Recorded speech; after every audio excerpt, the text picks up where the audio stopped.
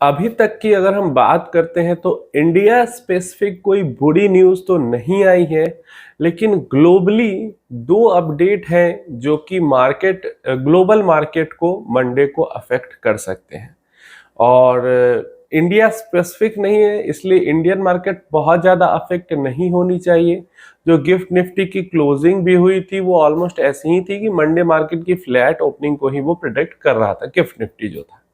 अब अपडेट यहाँ पे ये है पहली कि यूक्रेन ने रसिया पे बहुत बड़ा अटैक किया था, ऑपरेशन स्पाइडर। और यहाँ पे रसिया ने यूक्रेन के ऊपर उसी टाइम से ये तो फिक्स था कि रसिया वॉर करेगा। और 2022 में जब से ये वॉर शुरू हुई है, ऑलमोस्ट अब तो 2-3 साल हो गए, तब से अभी तक का रसिया ने सबसे बड़ा अटैक किया है यूक्रेन के ऊपर। और एक अटैक के अंदर में पूरे के पूरे यूक्रेन को कवर कर लिया है। मतलब 400 से ज्यादा ड्रोन, 40-50 से ज्यादा मिसाइल, मतलब ड्रोन और मिसाइल की बारिश कर दी है यूक्रेन के ऊपर। तो ये एक बहुत ही बड़ा अटैक है रसिया की तरफ से यूक्रेन के ऊपर। एंड इसके बाद ग्लोबल जियोपॉलिटिक्स में क्या होता है, कैसे होता है, वो तो अब एक बार थोड़ा वीक शुरू हो तो समझ में आएगा। और फिर कैसा मार्केट पे इसका असर होता है वो भी हमें देखने को मिलेगा। तो भयंकर अटैक रसिया का यूक्रेन पे हुआ है और ग्लोबली मार्केट इसके ऊपर जरूर रिएक्ट करेगी। और सिर्फ इक्विटी मार्केट नहीं, अदर मार्केट्स भी रिएक्ट करेगी। क्रूड ऑयल भी रिएक्ट करेगा, यहाँ पे कमोडिटी भी रिएक्ट करेगी। देखते हैं कैसा क्या कैसे होता है। तो ये एक तो अपडेट है जो कि अच्छी नहीं है, नेगेटिव साइड की है। दूसरी अपडेट है कि जो ट्रंप और इलॉन मस्क के बीच जो झगड़ा बहस हो रहा है वो बढ़ता जा रहा है और ऑलमोस्ट मतलब बहुत ज्यादा ये सीरियस हो चुका है। एंड दोनों तरफ से ये कह दिया गया है कि हमारा रिश्ता अब खत्म है एक तरीके से। ट्रंप भी कहते हैं कि हमारा रिश्ता अब इलॉन के साथ खत्म है, इलॉन भी कहते हैं कि ट्रंप के साथ हमारा रिश्ता अब खत्म है। ट्रंप की तरफ से कहा जाता है, वार्निंग दी जाती है, कहा नहीं जाता, वार्निंग दी जाती है इलॉन मस्क को कि अगर वो डेमोक्रेट्स की हेल्प करने की कोशिश करेंगे तो बहुत बुरा होगा। क्लियर ये वार्निंग दी जाती है। और कुछ भी उल्टा सीधा अगर वो ट्रंप के खिलाफ करने की कोशिश करते हैं तो भी कॉन्सिक्वेंसेस झेलने पड़ेंगे इलॉन मस्क को, ऐसा उनका कहना है। इलॉन मस्क को जो सारी फेवर दी जा रही थी, ईवी इंडस्ट्री को, इलॉन मस्क को या टेस्ला को, वो फेवर अब खत्म की जा रही है धीरे धीरे करके ट्रंप की तरफ से। हमने देखा कि 14% एक दिन में गिरा, फिर 3.5% उसके नेक्स्ट डे गिरा टेस्ला।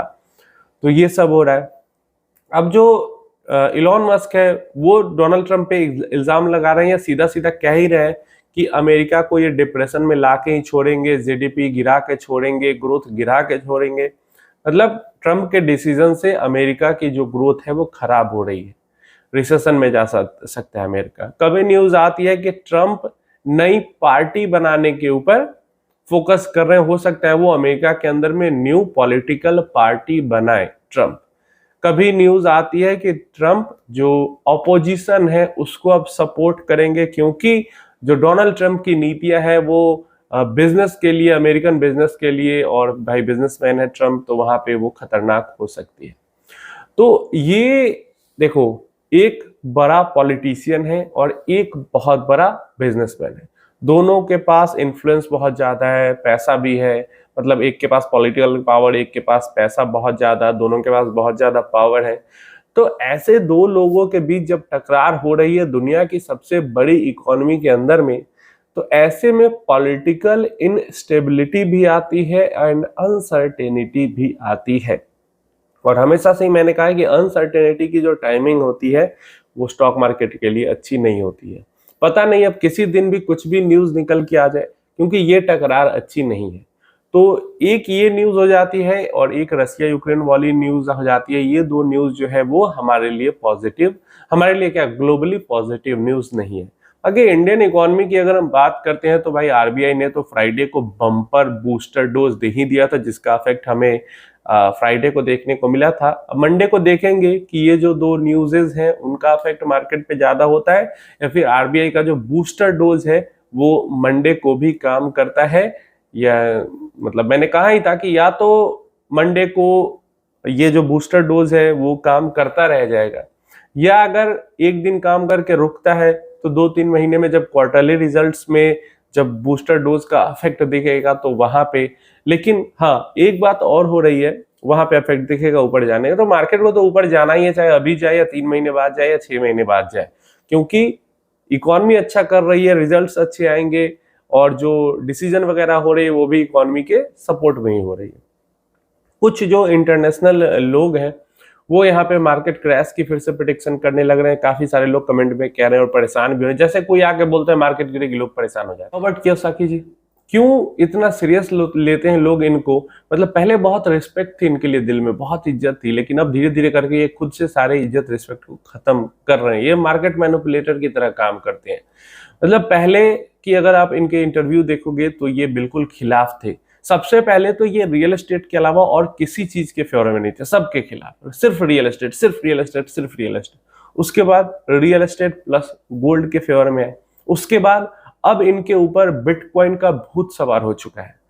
फरवरी के महीने में जहां पे मार्केट बॉटम बना था, वहां पे भी इन्होंने कहा था कि हिस्ट्री की सबसे बड़ी क्रैश आने वाली है। क्रैश तो आया नहीं हिस्ट्री का सबसे बड़ा, वापस से मार्केट 25% रिकवर जरूर कर ली, और जिसने इनकी बात सुनी होगी उनका उसका नुकसान हो गया होगा। एक तो 25% का जो गेन हुआ वो भी नहीं हुआ, उसको जो गेन होना था वो भी नहीं हुआ होता, और उससे पहले जो 10-20-25% गिरी थी मार्केट, वो लॉस हुआ, सो अलग हुआ था। टोटल 25-50%, मतलब आधा कैपिटल इन्होंने उड़वा दिया था इन्वेस्टर का। पहले तो ये फरवरी में उन्होंने किया। अब फिर से वो कह रहे हैं कि हिस्ट्री का सबसे बड़ा क्रैश आने वाला है। हिस्ट्री का सबसे बड़ा क्रैश आने के लिए 90% करेक्ट होना पड़ेगा मार्केट को। क्या लगता है, हो जाएगी क्या 90% करेक्ट मार्केट? तो हिस्ट्री का सबसे बड़ा क्रैश आने वाला है, और इनके मुताबिक जो क्रैश है, पहले ये रियल एस्टेट करते थे, लेकिन अब इनका कहना है कि रियल एस्टेट में भी क्रैश आएगा। रियल एस्टेट से भी निकल जाओ, सारा घर वर सब बेच दो, सारा इक्विटी जितना इन्वेस्टमेंट है, होल्डिंग है, सब बेच दो। डेट के अंदर जो इन्वेस्टमेंट होल्डिंग है सब बेच दो, और कहाँ इन्वेस्ट करो? सिर्फ सोना के अंदर इन्वेस्ट करो, सिर्फ चांदी के अंदर इन्वेस्ट करो, और सिर्फ बिटकॉइन का तो अलग ही भूत सवार हो चुका है अब इनके ऊपर। जिसके पहले पूरा खिलाफ थे, अब भूत सवार हो चुका है। तो यही चीज है। इसके अलावा और भी कई लोग हैं, अक्षत श्रीवास्तव जैसे, जो भी अगेन वो भी मार्केट को क्रैश कराने पे लगे हुए हैं।